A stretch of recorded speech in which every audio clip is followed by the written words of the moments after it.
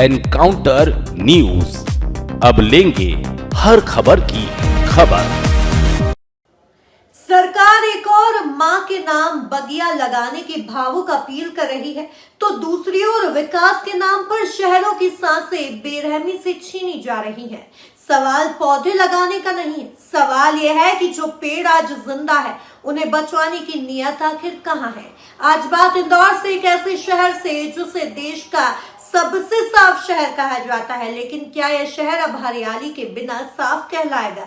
एक तरफ एक बगिया मां के नाम जैसे भावनात्मक अभियान और दूसरी तरफ मेट्रो के नाम पर वर्षों पुराने पेड़ों की कटाई। हमारे YouTube चैनल और Instagram पेज को सब्सक्राइब और फॉलो जरूर करें ताकि हर नई अपडेट की नोटिफिकेशन आप तक सबसे पहले पहुंचे। संपर्क कर सकते हैं।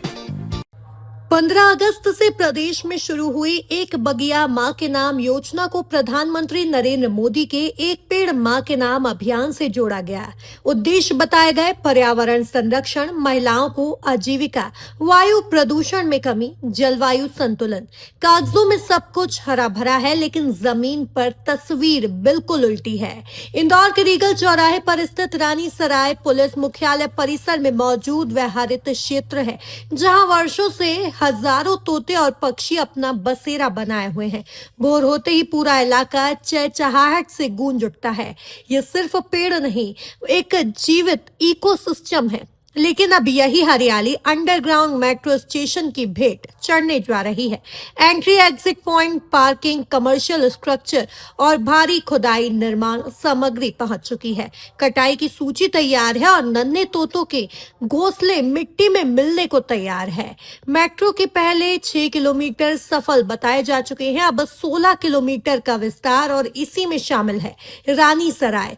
ये वही शहर है जहां मास्टर प्लान में हर क्षेत्र में 50-50 एकड़ हरित क्षेत्र छोड़ने की बात होती है, लेकिन जमीनी हकीकत में हरियाली ही सबसे पहली बलि चढ़ती है।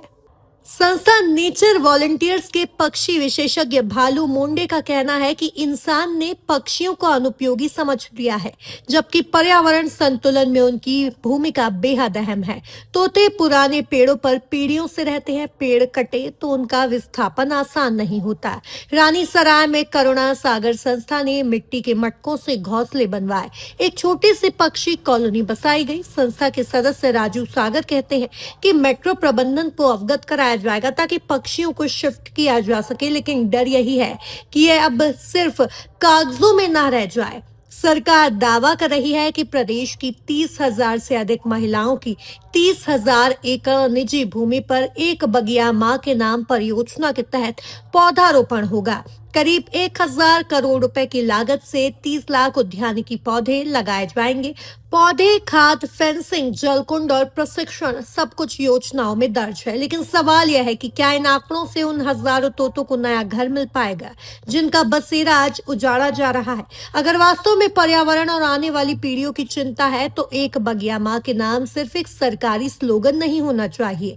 आज जरूरत नई बगिया बनाने से पहले पुरानी हरियाली को बचाने की है, ताकि कल हमारी आने वाली पीढ़ियों को ये ना कहना पड़े कि हमने विकास के नाम पर उनका भविष्य खुद काट दिया। इंदौर से एनकाउंटर न्यूज की रिपोर्ट। देखिए साहब, सरकार का जो विकास का जो मॉडल है पूरा फेल है।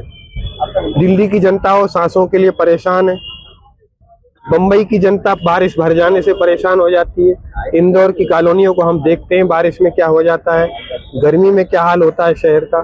तो ये विकास का मॉडल पूरा फेल है। हरियाली की कीमत पर कंक्रीट को बढ़ाना ये नासमझी है। और यहाँ पर तो इंदौर का ये हृदय स्थल है, बीचों बीच रीगल तिराहा है, ये एसपी का ऑफिस है, एक पुराना एक विरासत की भवन है। यहाँ पर मेट्रो स्टेशन के नाम पर ये हरा भरा जंगल, 10,000 तोते कम से कम रोज यहाँ आते हैं। शाम को आप देखिए दिन भर लोग पक्षियों के लिए दाना डालने गांधी जी की प्रतिमा के उस गार्डन में आते हैं। तो ऐसे जीवंत जगह को क्यों नष्ट करने को तुली है सरकार, ये समझ में नहीं आ रहा है। कहीं से भी मेट्रो लाइन ले जाएं बाहर से, शहर के बीचों बीच इसकी जरूरत नहीं है। और इस जंगल को तो किसी भी स्थिति में ना काटा जाए। ऐसी छांव, ऐसे पक्षियों की चहचहाहट, इतना सुकून देने वाला परिसर इंदौर शहर में दुर्लभ है। और इसलिए हम मांग करते हैं इस पर पुनर्विचार करें और इन पेड़ों को बचा लें, मेट्रो स्टेशन कहीं शिफ्ट करें। मेट्रो के नाम पर हरियाली को काटा जा रहा है, किस तरीके से देखते हैं आप? कहाँ तक सही है? ये तो विकास का एकदम उल्टा मॉडल है, विनाश है। विकास नहीं बोलते इसको। मेट्रो के बिना शहर चल सकता है, पर ऑक्सीजन के बिना, सांसों के बिना जिंदा भी नहीं रह सकते हम। और मेट्रो के विकल्प हो सकते हैं, लोगों को कारों के लिए हतोत्साहित किया जा सकता है 20 शहर में से, पर ये मेट्रो लाइन तो किसी भी स्थिति में 20 शहर में से नहीं जाना चाहिए। आपका नाम? मैं अभय जैन, जनहित पार्टी का राष्ट्रीय अध्यक्ष। एनकाउंटर न्यूज, अब लेंगे हर खबर की खबर।